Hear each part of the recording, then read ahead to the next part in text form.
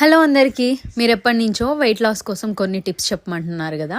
ఈ వీడియోలో నేను ఫాలో అయిన కొన్ని టిప్స్ చెప్తా చూడండి. ముఖ్యంగా వెయిట్ లాస్ అవ్వాలి అంటే మనము అన్నం తగ్గించేయాలండి. కార్బోహైడ్రేట్స్ అనేది తగ్గించేయాలి. అన్నం కొంచెం పెట్టుకొని ఏ కూరలైనా కూర ఎక్కువ పెట్టుకున్నామంటే ఆటోమేటిక్ గా మనం కడుపు నిండా తింటాము. కార్బోహైడ్రేట్స్ తక్కువ అవుతాయి, ప్రోటీన్ ఎక్కువ అవుతుంది. వెయిట్ లాస్ లో ముఖ్యమైనది ఏంటంటే వెయిట్ అంటే ఫ్యాట్ లాస్ అవ్వాలి. మనము మజిల్ లాస్ అవ్వకూడదు.